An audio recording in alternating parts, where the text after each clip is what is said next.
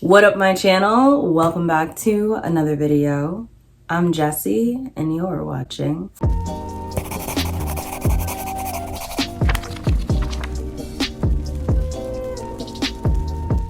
What's up, friends? I just got back from a beautiful run with my beautiful Belgian Malinois Akasha. I'm feeling like my mental juices, the 3 ounces of juice that I have, are going strong. And so I figured I would come on here and I would use my 4 brain cells to talk about the 10 Afrocentric books that I have read recently. These are all books that I have lots of feelings and opinions on. I'm really excited to share them with y'all. I did not end up doing an official February or March wrap up. And so this is going to count as my February wrap up because in February, as y'all know, I read Afrocentric books only during that month in celebration of the Blackathon, which I hosted for I think 3 years now. And so these are going to be me discussing the wonderful books that I read throughout that month. But before we hop into the nitty and the gritty of my February wrap up, let's talk about the sponsor of today's video, which is none other than Book of the Month. Book of the Month is a fast growing and incredibly popular e-commerce subscription where every single month they put up 5 to 7 books on their website. You pick one and they send it to you in this nice blue box. Their picks are a secret. So their picks are released on the 1st of the month and then you get to see what's available and make your selection from there. And it's really exciting because they always feature new release titles, early release titles, and titles from authors that are a mix of well-seasoned, highly anticipated authors that we know and love, and people that are just kind of stepping out into the scene. And I really, really love that. I love that they offer multiple genres every single month. So if you, like myself, are a multiple genre kind of reader, you can be like, hey, this is what I'm in the vibe for this month, and they'll have something for you. I have found some of my most favorite books of all time through this service, and I'm so grateful. Basically, just scour the market. They look at what people are really excited about and also look for some under-celebrated titles to boost. And I just feel like they do a really good job of balance. Now, at any point in time, you can pause, halt, skip your subscription if you just aren't able to read that month, and then resume it at any time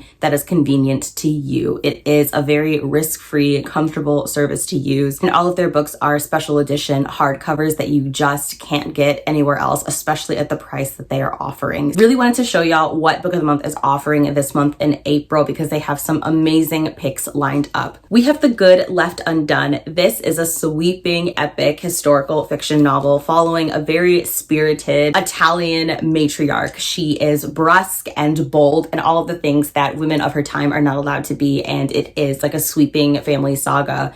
I'm really excited about this one and I've heard fantastic things. Then we have Kaiki, which is one of my most anticipated releases. When I found out that Book of the Month was going to be sending a beautiful special edition hardcover, I almost died. But I didn't, because that would mean that I wouldn't be able to read this book. So this is a fantasy where we are following a famed mythological queen who is very much an antagonist. And I love that trope of following an antagonistic female character goals. Then we have Like a Sister by Kelly Garrett. This is a thriller that I was highly anticipating, and spoiler alert, read it and very much enjoyed it. And we are following a girl who is tasked with finding out what happened to her very wealthy, privileged sister who turns up dead. Next up, we have True Biz, where we are following a group of deaf students and the political and personal crises that affect all of their lives. And one of them in particular has a baby sister who was born hearing, and there's just all of this absolute drama. It sounds absolutely amazing. This book was not on my radar before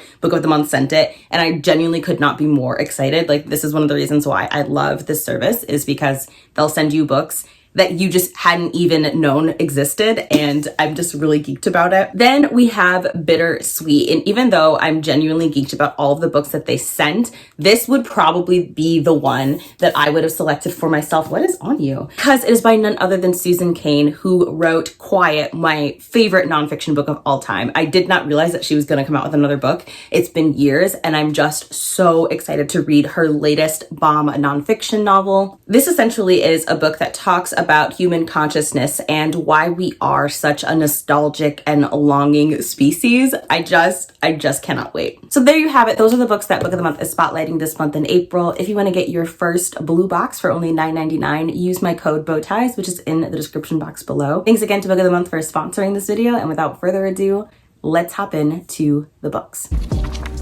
Why don't we start with 3 thrillers? So as y'all know, I hosted Team Thriller Mystery Horror for Blackathon this year, and I was really excited to get into these books. And the first one that I'm going to talk about is Light Seekers by Femi Kayode. This was one of my most anticipated reads of last year, and a subscriber sent it, and it just made my absolute day. This book was sent to me from Lena, and Lena is one of my patrons. I absolutely love and adore her. She's amazing. We've buddy read books before. I really adore her, and you sent me the perfect book. So in this book, we are following a criminal investigative psychologist. He kind of gets tasked with investigating the public torture and execution of 3 Nigerian students, and he is like sent to go on this task by a very powerful political figure. And so it's investigative, it's crime, there's a lot of horror in it, there's a lot of psychology in it, and I was interested from start to finish. Now, this book is almost 500 pages long. It's 400 and it's okay. So it's like 410 pages long. And it was touching. I loved how it spotlighted issues affecting Nigerian students and livelihood, the culture, and just obviously it's going to center Nigerian culture because the book is set in Nigeria, the author's Nigerian. But it was just so beautiful to see this centered in a thriller. It talks a lot about tribalism, and I really appreciated the socio-political elements. I ended up giving this 5 out of 5 stars. I definitely enjoyed it, and I really loved the storytelling. Masterful indeed. Cannot wait for another book by this author. The next up, we have The Perfect Ruin by Shanora Williams. This was the group book for Team Thriller, and it did not disappoint. Now, y'all will probably be very surprised to find out what I ended up rating this book. I ended up giving The Perfect Ruin 5 out of 5 stars, which this, for a lot of people, is a 3 to 4 star book. But I'm going to tell you why it was a 5 for me. So if you are not familiar with The Perfect Ruin, this is a revenge justice kind of story where we're following a young woman who is obsessed with this girl that she believes is responsible for ruining her life. And she's been in therapy for many years, and then her therapist sits her down and is like, hey, I found the name of the woman who you believe is responsible for ending your life. And she was like, give me the woman's name. And the therapist is like, are you sure? Because I don't know if this is a good idea. And she like, give me her name. And so she gives her name, and then she proceeds to go and infiltrate this woman's inner circle and get really close to her and destroy her life brick by brick, piece by piece. And the moral of the story is to not have friends. This truly was The Perfect Ruin. It was masterful. There was a twist I did not see coming.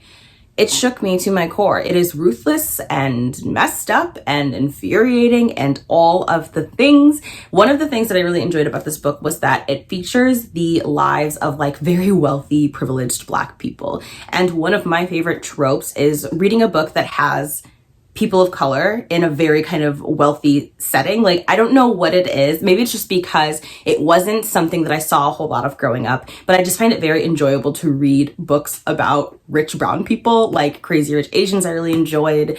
You made a fool of Death with Your Beauty. Though that kind of trope of like wealthy brown people just doing their thing, I enjoy, even if they're absolutely annoying, insufferable characters, which the characters in this book were. Bonus to that is that I don't care what happens to them because they're horrible people. And that was the case with this book, so I just got to enjoy the ride, and what a ride it was. It should have been called The Perfect Ride. The reason that I ended up giving this book 5 out of 5 stars was because it was just a great escape. It was very enjoyable. It was a fast read. I'm glad that it was the group book, and I just felt like it was a very cozy beach read, Black thriller, and I very much enjoyed it for what it was, so 5 out of 5 stars. And we have the book that my patron selected we read for February, and that was Cherish Farah. Y'all loved this book, and I did too. Almost all of us on the Patreon really enjoyed this book. It is one of my new faves of all time. Like, Bethany C. Morrow put her foot in this book.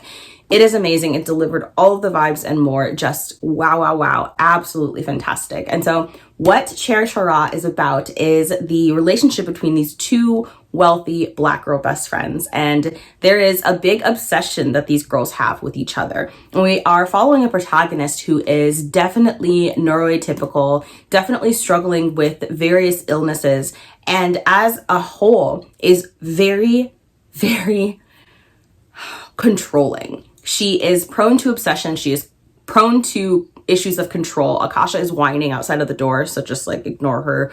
We went for a run. She is fine. She's gonna convince you that she's neglected. It's never happened a day in her life. And essentially what this book is about is what happens when Farah moves into her best friend Cherish's household. She is starting to experience hallucinations, illnesses, and various things. Cherish has been adopted by a white couple, and there is a big get out element to this book. I'm not going to say anything because I don't want to spoil what's going on, but there were several times where I was absolutely stunned and shocked by the twists and turns of the story. I loved the writing. I loved the quotes. I loved our protagonist. I really, really enjoyed this book. 5 out of 5 stars. Now let's talk about Like a Sister by Kelly Garrett. This book was a lot. I listened to this book via audio, and I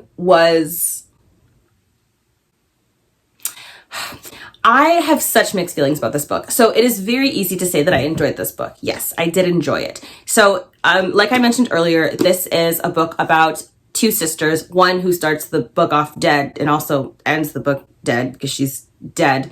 I have no idea why I described it this way. Basically, one sister is trying to figure out what happened to her other sister. I'm editing this and watching SpongeBob and trying to figure out what the hell just happened.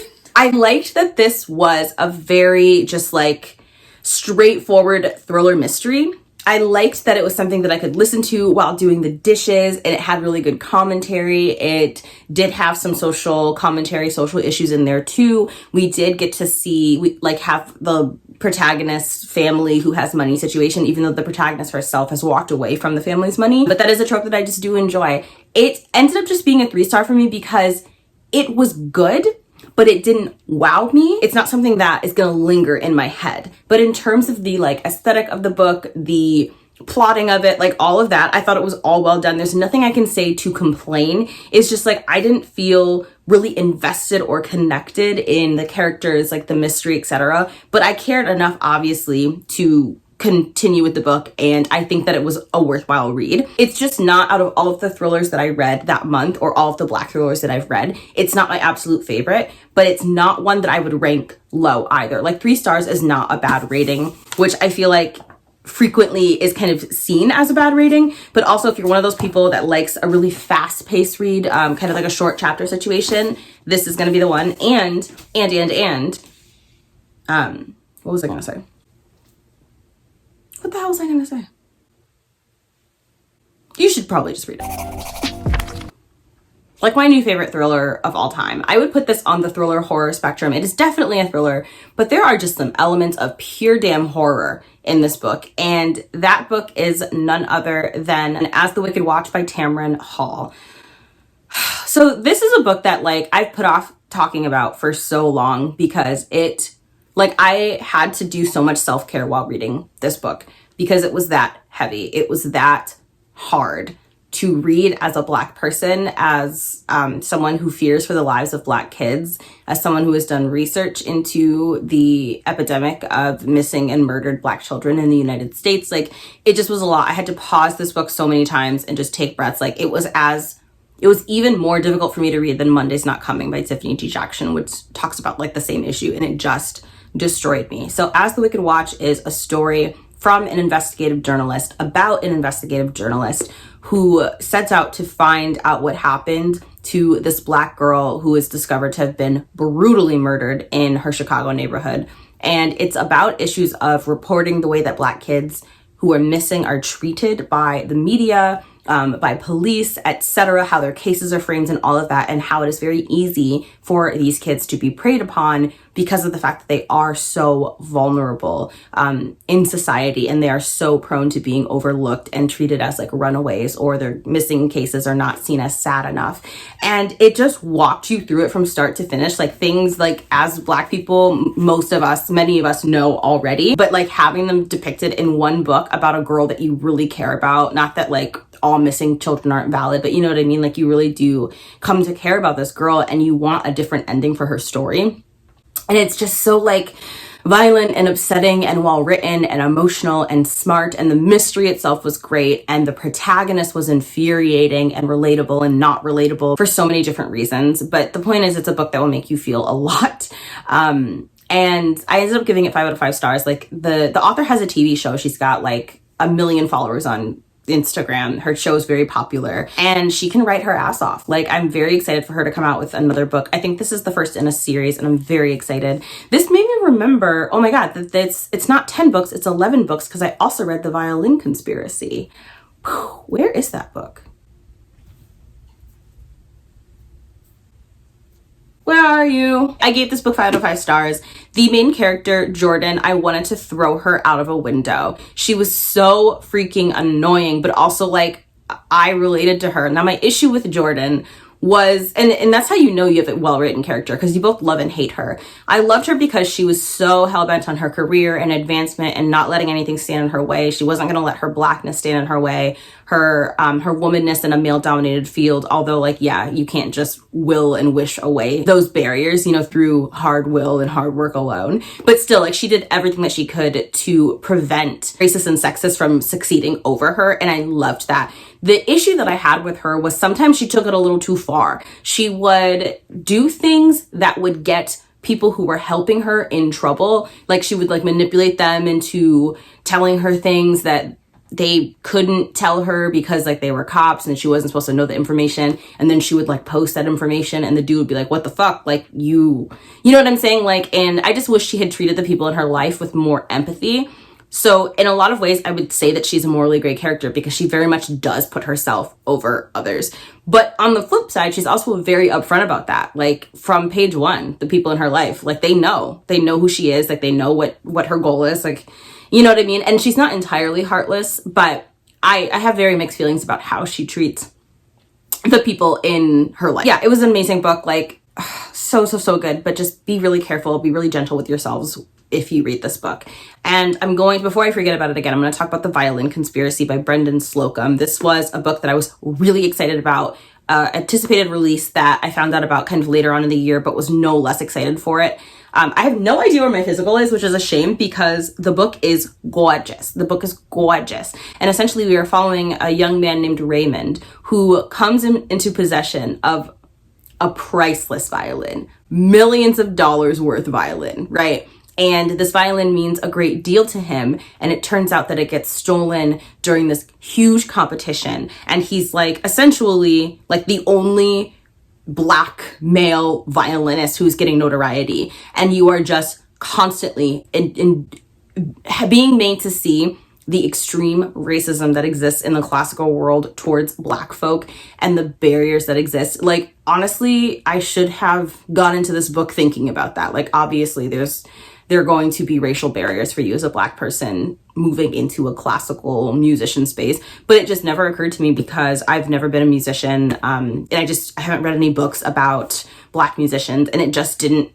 occur to me, like classical musicians, I mean. And it was really upsetting to see the microaggressions and the outright aggressions against this boy who just wanted to succeed, and he's going on this mission to like find out what happened to his violin and trying to solve that mystery, you know, before it's too late kind of thing, because it's being like sold on the black market. And once it's gone, he'll never see it again. And the reason that he cares about this violin has nothing to do with the money and the story of why this violin means so much to him personally. Like, I never thought I'd be crying over a damn violin, but here we are, Boo Boo the Fool. And it just was an amazing book. Like, he's one of my new favorite characters of all time. I will say it was one of the harder books to read because, like I said, like, I wanted to punch everyone in his life in the mouth. Like, the racism that this man was enduring with a smile, and just like, it was so triggering and upsetting. And then Brie of Locked Booktition made up a really good point where she was like, yo, like, I had to DNF this book because his family was trash. And also, like, yeah, like, his family was so abusive, just like verbally, emotionally abusive. The whole book, I feel like they all should have been thrown out the window. I feel like they didn't get their just due, but that's like my only critique for the book was like, where was the electric chair? 5 out of 5 stars, would recommend it. Like, especially those of you who read a lot of thriller mystery books that are apolitical in terms of race. Like you're not reading very many. If you've only read three mystery horror books by a Black man about Black men, you just need to add this to your TBR, like point blank, period. You know, it's amazing, and it's a 5-star read regardless. I read the sequel to Wife of the Gods, which was Children of the Street. I have no idea where my book is, though. It's just into the ether. My book room is so messy right now. But Children of the Street is the sequel to Wife of the Gods, and we are following Ghanaian detective Darko Dawson, who is just a stand-up guy. Like, oh my God, he's a stand-up guy. He really cares about like doing things by the book. And in this book, we are following his investigation of missing children. And the book, like, one thing that I gave this book 5 out of 5 stars, just like how I think I gave the first 5 out of 5 stars. And what I love about this book, about this series, is we get to follow a Ghanaian detective, and each book kind of focuses on a different issue that affects the lives of Ghanaian citizens, and I love that. I love that it is so much more than your typical thriller mystery. It's great. The characters are well done. The banter is fantastic. The thriller components and mystery elements are on fleek. And there's always just some sort of like emotional touching aspect to these stories. Like, this book hit me so much harder than Wife of the Gods did, and Wife of the Gods was amazing. Like, it was so good. The thing that I can say about these books, like the one thing that I don't love, is that every now and again there's like a little comment that I just don't vibe with, that I just can't get behind. Like Children of the Street, the one that I'm reviewing right now,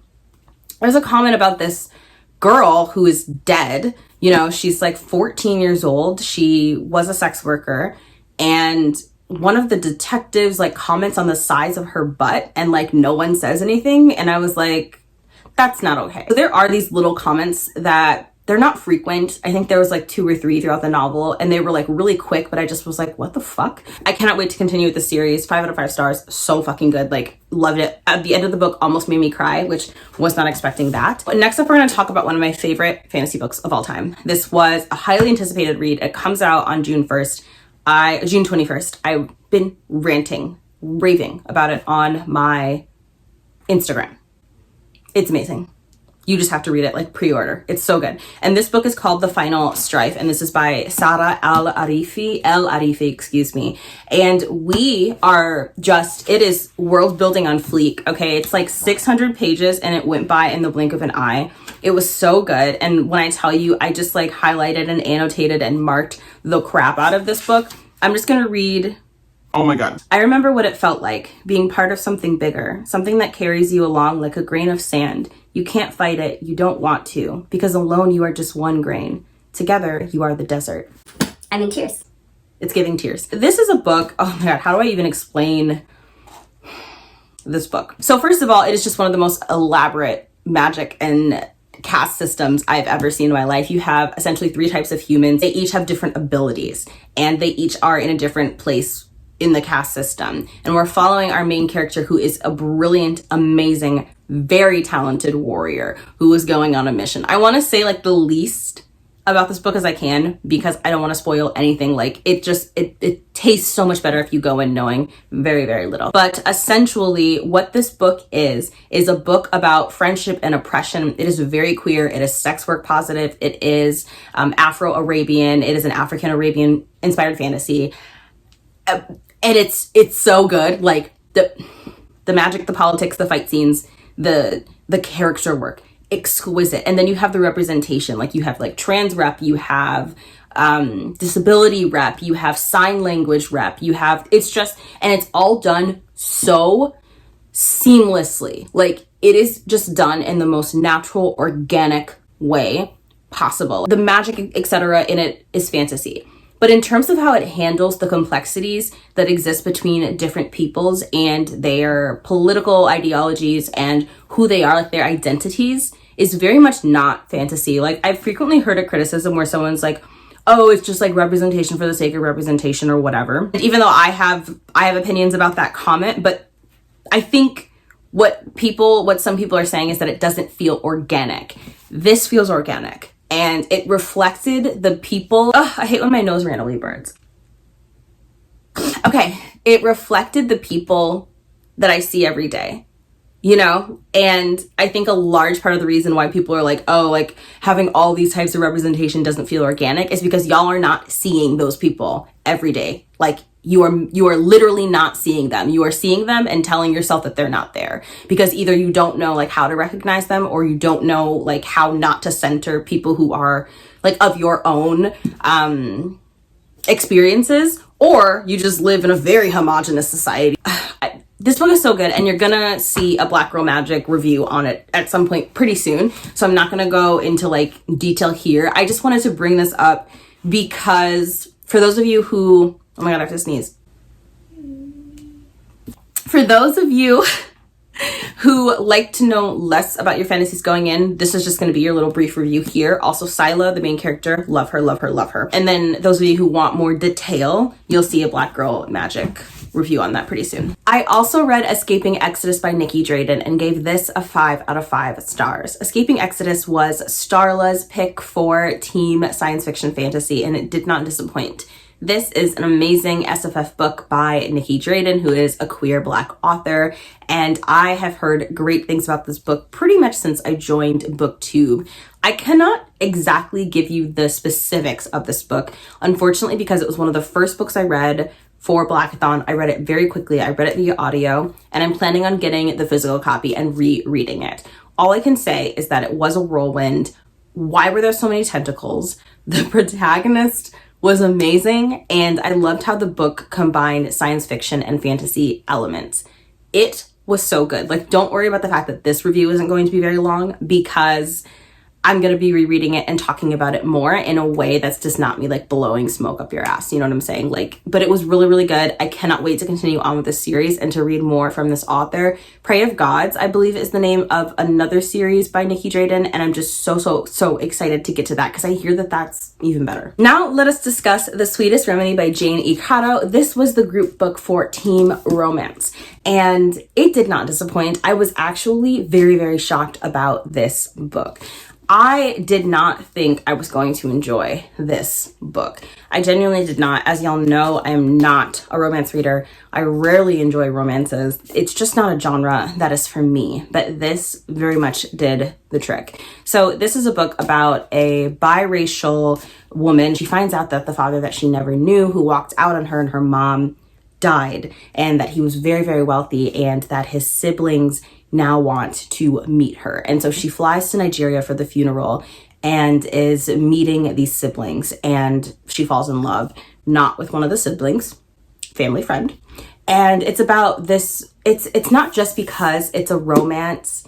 Like, that's not just what did it for me. It was the character work and the issues presented in the novel. Again, also we have that trope of like a very wealthy family kind of thing, like living life lavishly, going shopping. I love it. It's just so much fun.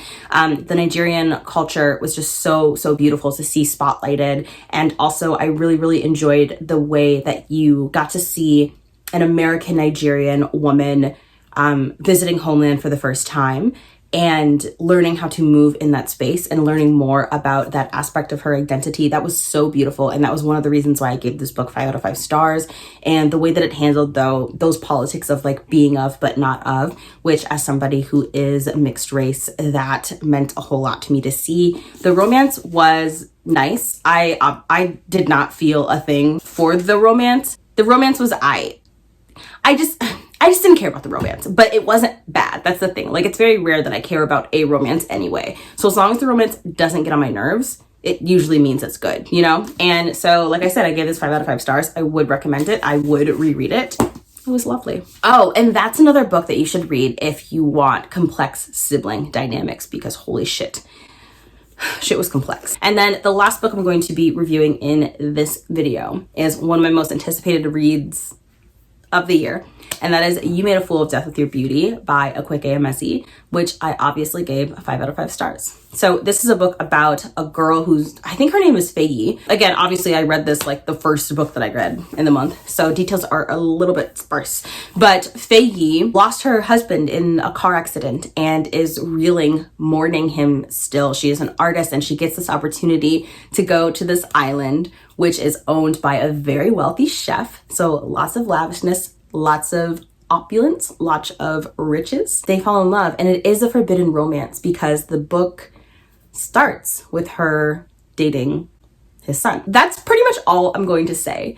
It is a it is a book you're either going to love or hate. I am telling you, I thought it was phenomenally well done. I thought the writing was great. The complex grief was phenomenal. The spiritual connectivity of seeing someone and automatically forming a spiritual connection to them was amazing. Loved that representation. The writing was so beautiful and poignant.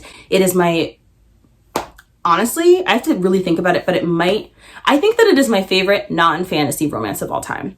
That is very comfortable to say. And I did not read this book thinking it was going to be that, because like I said, I'm just not a romance person, but I'm telling you, like, the way that I rooted for this couple, for them to work through their issues and their circumstances and to end up together.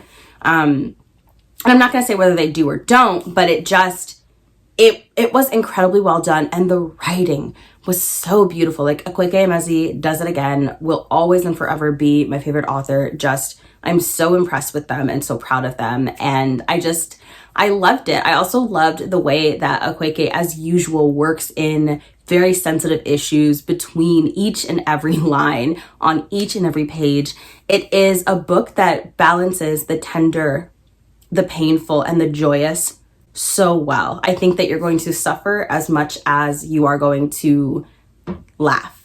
And that is essentially Akwaeke Emezi's writing in a nutshell. So those are the 10-ish Black books that I've read recently and my ratings. All of these books I do recommend, so you should check them out. And don't forget that you can get your first book of the month box for only $9.99 using the code BOWTIES, which is in the description box below. I do have a Patreon. This month's Patreon dedicated video is going to be me talking about things about BookTube that I hate. And I'm very excited. I've been saving my spicier videos for the Patreon. Last month's video was books that BookTube is wrong about. That was really, really fun. But all my social media links are in the description box below. Stay safe, be good to yourselves, be good to others, and I hope to see you in my next one.